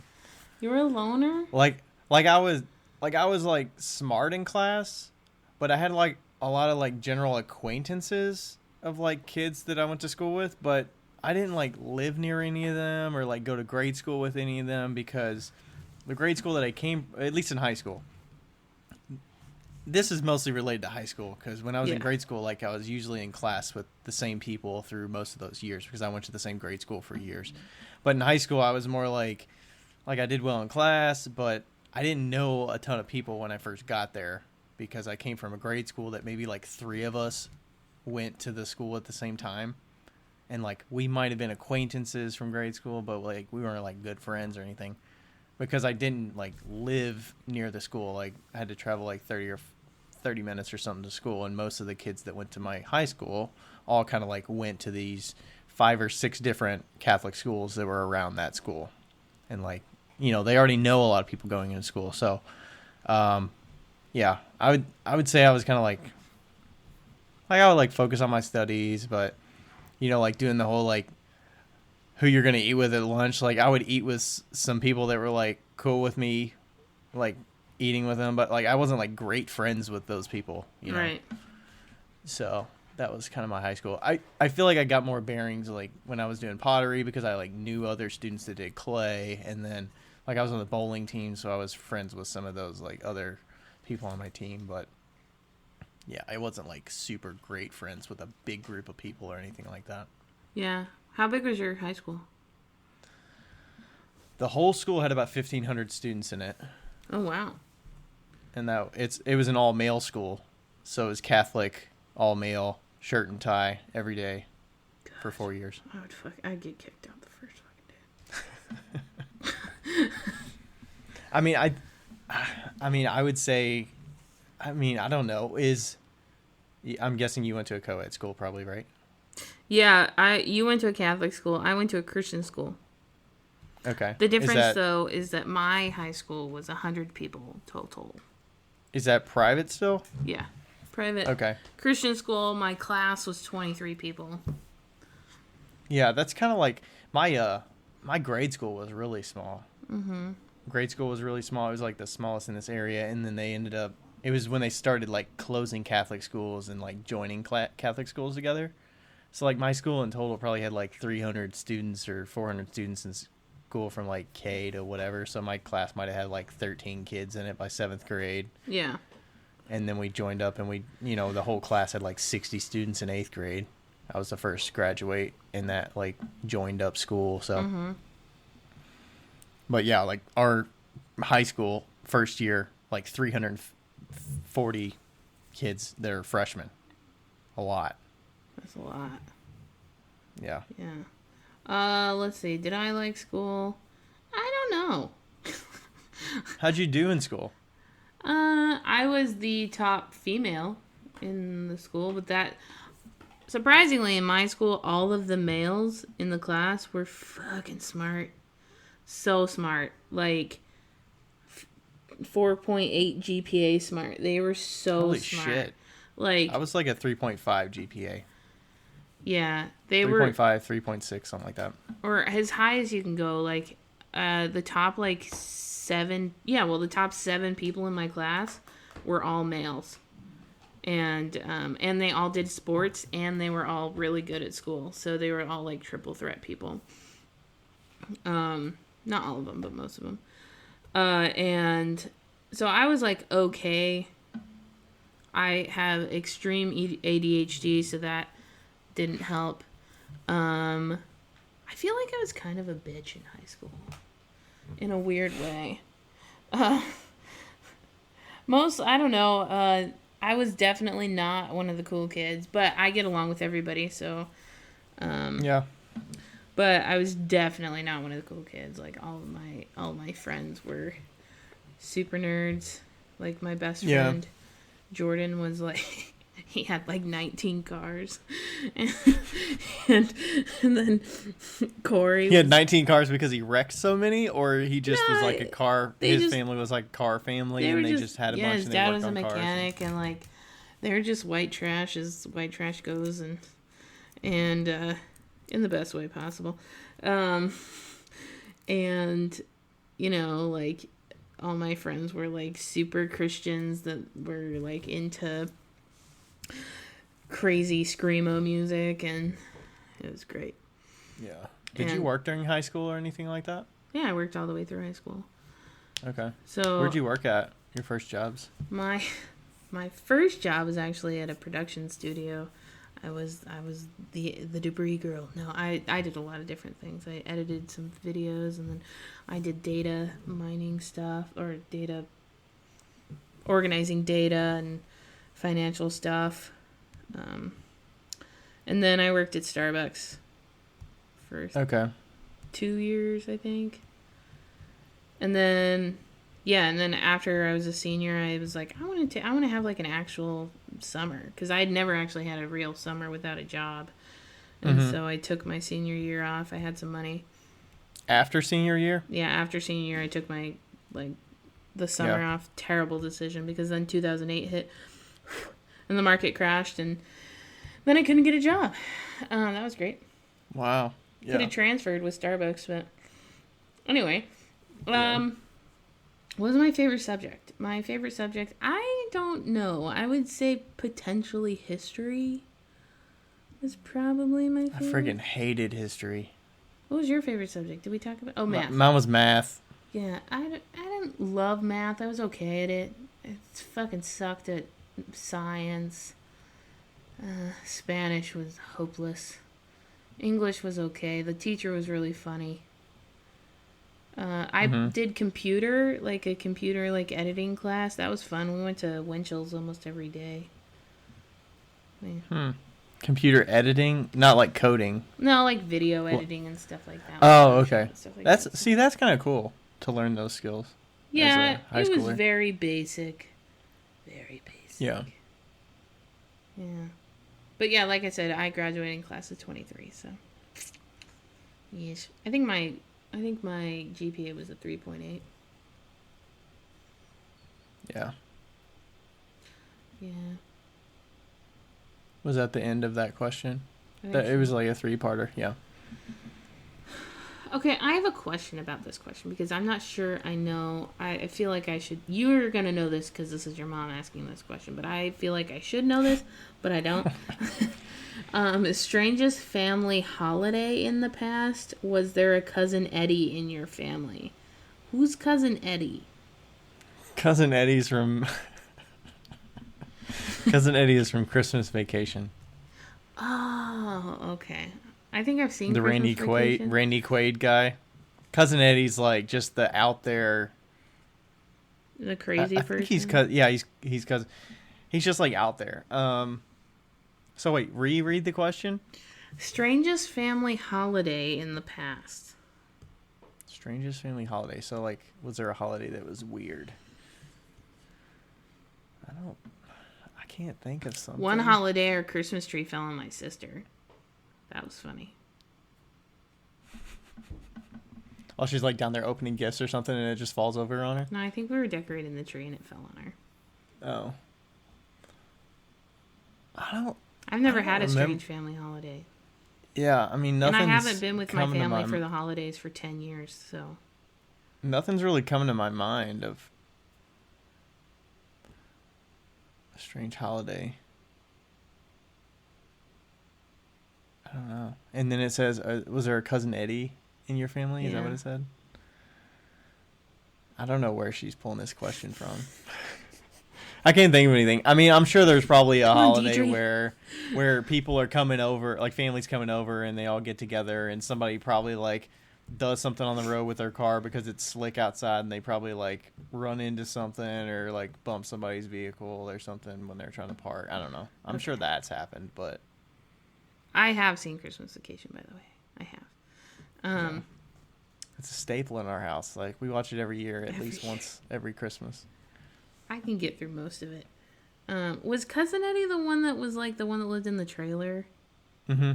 Got it. And he was dumping sewage into the drain. into the sewer. Yeah. Yeah, we never had Christmas with other family after like 1996, so we only ever had it with our immediate family, so no cousins. Yeah, we used to do, back in the day, we used to do my mom's side. We would have it at my parents' house on Christmas Eve, and then we would go to like midnight mass at night, and then Christmas Day we would always go to my aunt and uncle's and see my dad's side. Midnight church service is kind of fun on Christmas, to be honest. I mean, at a point we like stopped going. I mean, my mom likes singing in the choir and probably still sings in the choir, but obviously this year was weird. But we're kind of getting to the happy place where we don't have to go if we don't want to, which is good. I mean, it's fun sometimes to like see people that you haven't seen since last Christmas, maybe. Yeah. Because it's just like you see it. friends that you used to grow up with, or people that used to go to church a long time ago when you grew up, and their family still goes sometimes, and that kind of thing. But I mean, I'm not really religious anymore, so. Yeah, we'd always go to Denny's afterwards. Jenny's after midnight mass. Well, yeah, when Or I do got you to probably Washington, don't call it mass? No. Do you call it mass? No, when I got to Washington, I would go with one of my friends. Just like midnight Christmas Eve service, I guess. Service, yeah. But, yeah. Well,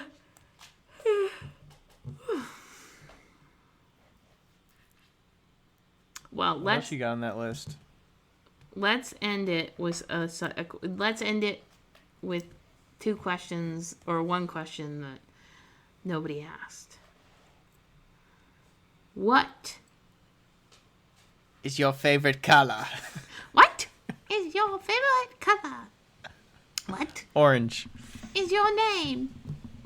Ryan Durbin. What Ryan Joseph is Durbin. your quest? To be a full-time potter. What is the airspeed velocity of an African swallow? No idea. You're banished. I think somebody did ask what the favorite colors was. Oh no, it was favorite movie. Orange is your favorite color? Orange, yep. Oh, me too. Well, I don't know that- kinda shifts. Is it? Orange has Orange- traditionally been my favorite color. Yeah. I feel like I don't know that many people that like orange is their favorite color, and I don't know why. Yeah, orange is a great color. Like, why not? I think blue. Blue is probably the color that I wear the most if I'm like getting shirts or whatever. Like, blue's gonna be in there somewhere, or like it's very common. So blue's like my second favorite. Yeah, I like orange and goose shit green. Did you say goose shit green? I did. It's a good color.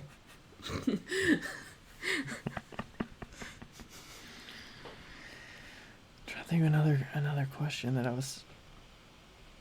Should we just end? Did you have a different question? You were trying to think of one. I mean, if I would have thought of this, I could have. What are you gonna do tomorrow? And then we can end it.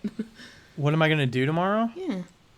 It's Friday. I'll probably spend time in the studio. I'll probably be photographing some spoon rests actually, because I need to restock some spoon rests on the shop. My first restock of the year.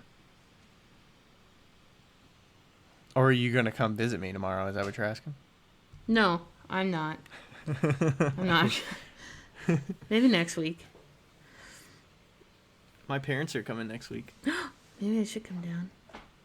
Yeah. You should come visit. I know my mom would be happy to see you. Yeah. Then we can go We to could play a Raising game. Cane's. We could play Ticket to Ride. Yeah. That's been fun. We've been playing Ticket to Ride on over the interwebs, and last week was a lot of fun because we all talked on the phone at the same time. Yeah. We should do that. Maybe we could do that tomorrow. Yeah, tomorrow night.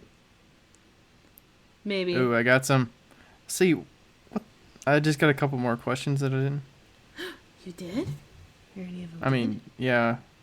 Favorite ice cream? Oh, they are good. Ooh, mint chocolate chip. But if they had a mint without the chocolate chips, I would like it more. Without the chocolate? Really? Yeah. Why though? You just don't like the chocolate? Um, You just I could see the mint being good as like a sorbet or something. Like if it was like real smooth instead of milky. I don't know. I don't know. Or if they had milk chocolate instead of dark chocolate. I don't know. Wait, what? Is mint chocolate chip normally dark chocolate? Yeah, the chips are dark chocolate. Are they? Yeah. I didn't know that. Yeah. I do like Is that a cookie dough though. I standard really for like all mint chocolate chip? I changed my mind. And Not allowed. No. In Leavenworth, Washington, there's this place that has ice cream and it's all handmade, and they have a honeycomb, a chai honeycomb ice cream, and it is fucking phenomenal. Chai. That's my final honeycomb. answer.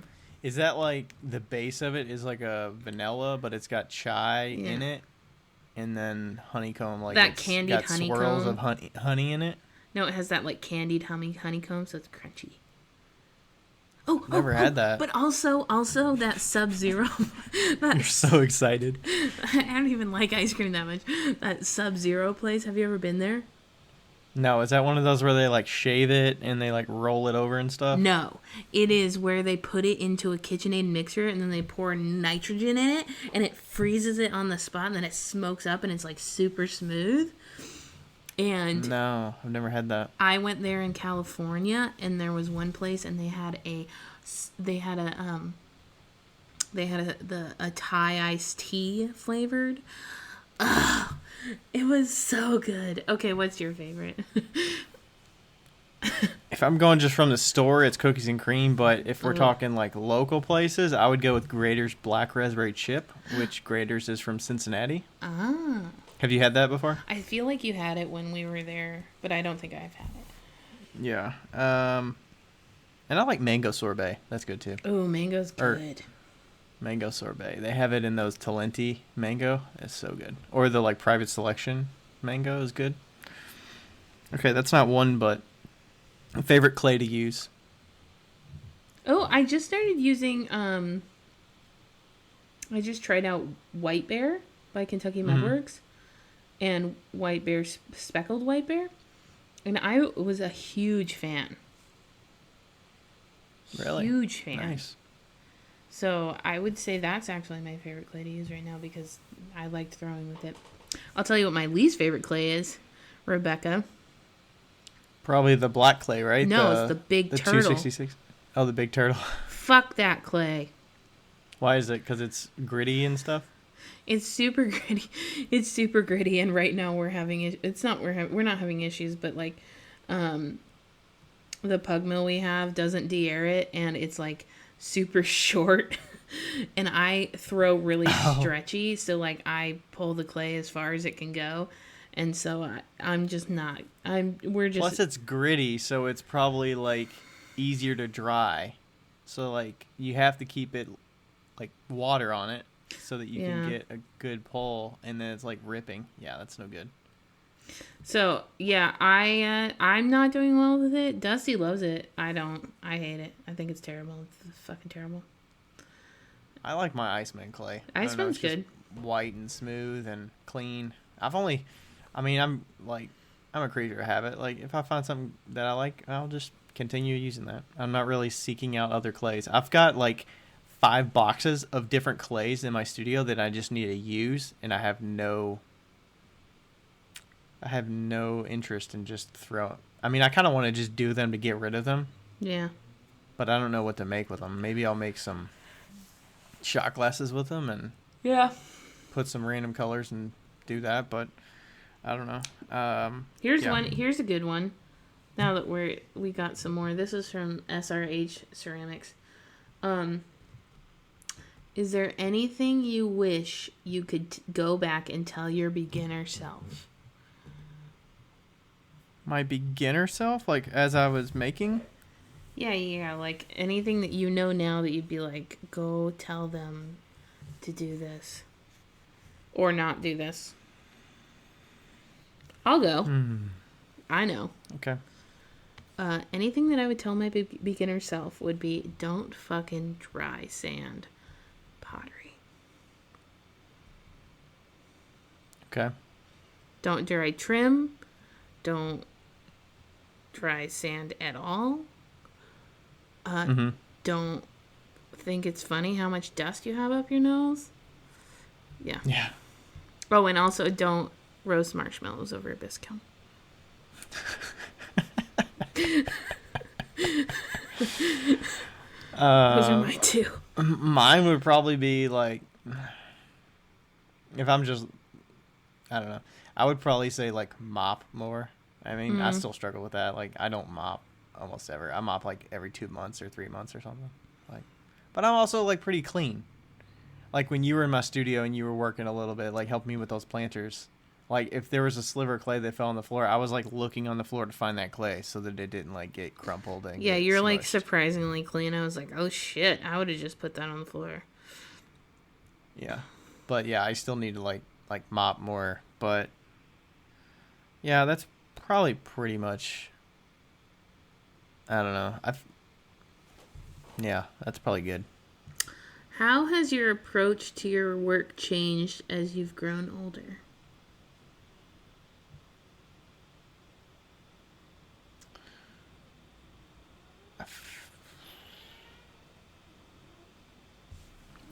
Oh, hi. Approach to my work.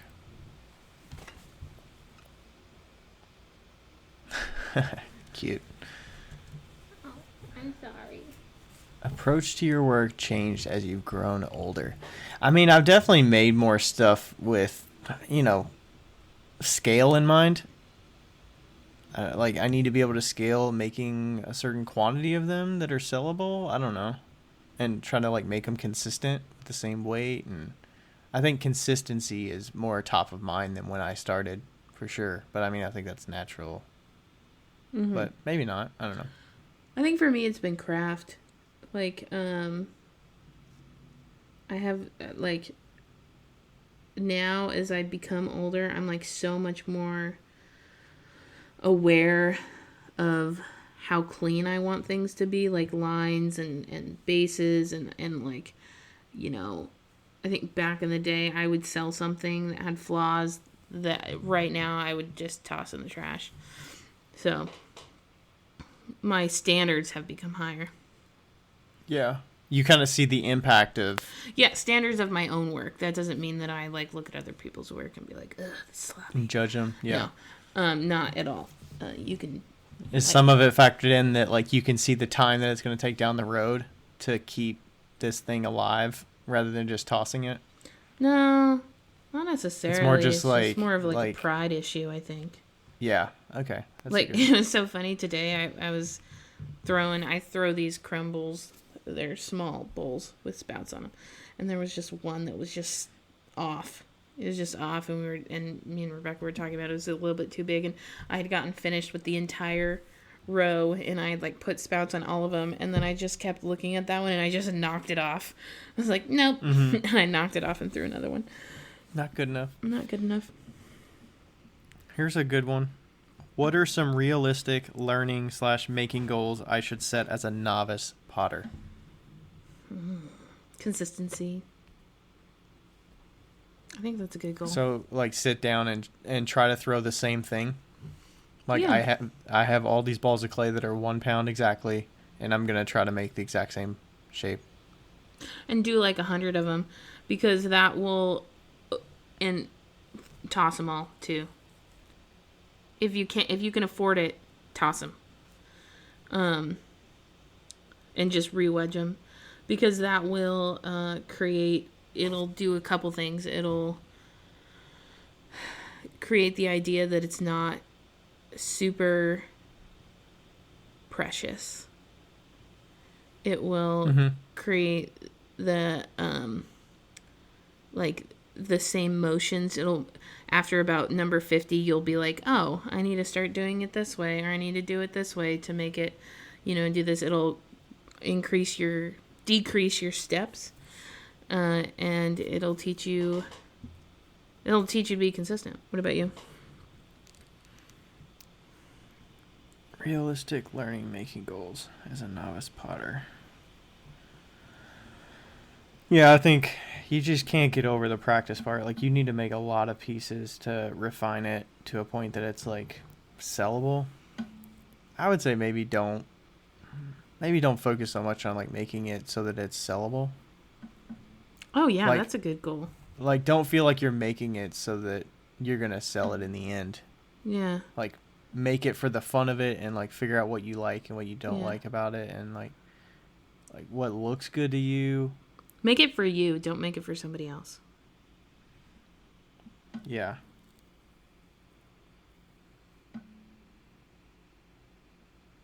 Yeah. All right. There's one more. I don't know. This is probably too long though. Let's see, and then we can decide if we want to keep it or not. I mean, this one could probably be a different podcast, or this question. I think I had one more on my account that might have been worth asking. Now I gotta find it. There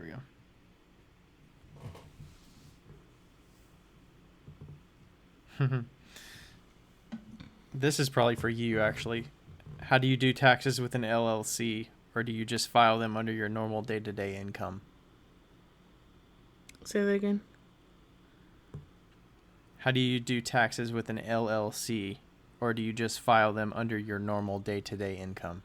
If you're a single-owned LLC, then you're considered a sole proprietor. So you would file them under a C schedule, I believe. Is that right? Schedule C. Schedule C. So that's how you'd file it. It doesn't become weird until you have employees and partners. Okay. Or an S corp. Does the name of the LLC matter at all? Nope. Like, okay. That's part of the reason why when I file my taxes, it's like Ryan Durbin Ceramics. I'm not like RD Ceramics, so then I'm not like incorporated as that name or whatever. But it's still like me in the end. I do sole proprietor, but I'm wondering about the LLC thing, if it's worth like looking into that in the future. Yeah. Doesn't really matter. I don't think. But Okay, I have one more question that Corinne sent me that I really like. That's perched pottery. Okay, she goes, okay, I got a question, but it's too long, so I have to send it this way. If you and Ryan had the opportunity to spend a couple hours talking shop with any potter, ceramicist, who would it be, and what cocktails would you drink during your chat? Oh. I would choose Leanne from Alon Pottery. You said 2 hours? 2 hours. Oh, definitely. Yeah. Can we agree Leanne. on that? Shit, I would go visit Leanne to talk with her for 2 hours. Like, I would go to her studio so she didn't have to take time out of her busy schedule to talk with us. I would Right. talk to her while she's at the wheel. I agree. We love you, Leanne, if you are listening, which I doubt you are. But you're a busy lady. And what cocktails would you drink during your chat? Or what beverage? If she'd be all for it, I would make like some Mai Tais or something. Yeah, he's all about the Mai Tais. That's my go-to. Ooh. Drink Bev? Would you drink Bev with? No, I would get so drunk. I probably would drink. I mean, you know she's a wine drinker. I know, I probably would bring it, but I don't know if she'd like it or not. I would probably drink red wine. Either red wine or fucking... People are going to get pissed at me, but PBR. I love a good cheap beer. Really? Yeah. I don't like the taste of beer at all, so... But if we're going to go with hard liquor, I'm going to go with a whiskey Coke.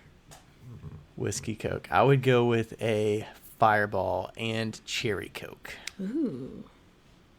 Fireball and Cherry Coke, underrated. I don't even know if it's rated, but if you don't know, it's good. Even Fireball and Dr. Pepper, that's good too. I can see how that'd be good. Yeah. By the way, Rachel brought home a Dr. Pepper Cherry Oh, I've seen yesterday. I have not. I'm like, it's still not as good as Cherry Coke. I feel like it's trying to be Cherry Coke. Like, stay in your lane, Dr. Pepper. those. Stay in your lane. You're good on your own. Yeah. All right. Okay, we should probably end. It's getting to a... Almost 2 hours. And we got another one that we can do on a full episode. Cool. This is good. So, all right. Thanks for listening. Hope you learned something. Probably did. Hope you had some laughs. Yeah. And Hope we didn't get too bored. This is way better than the one we recorded on Monday. Oh, God, that was a shit show on Monday. Yeah, We you're should probably just never going to scrap hear it, that one and people. just redo You're never it. going to hear that podcast that we recorded that was terrible. We knew it was immediately after. During the episode, we called it out. This is terrible. Yeah, we should just release the last 10 minutes because that was the best. Maybe that's like a hidden episode, like bonus episode, bonus footage. Bonus episode. We just include our intro and then the last 10 minutes. Yes, that'll be perfect. Okay. Sweet. All right. Thanks for listening. Yeah, thanks. We'll catch you next time. Bye. Bye. Hey guys, thank you so much for listening to our podcast. We really appreciate it and we're having so much fun. If you want to follow us individually on Instagram, you totally can. Ryan's Instagram handle is @RDCeramics and mine is 5 Lines Pottery. That's the number 5. We would love to hear from you and don't forget to write us a review on our podcast. We read every single one of them and we totally appreciate them. They help us out an awful lot and they also put smiles on our faces. I hope you guys continue to listen and we love you. Thanks. Bye.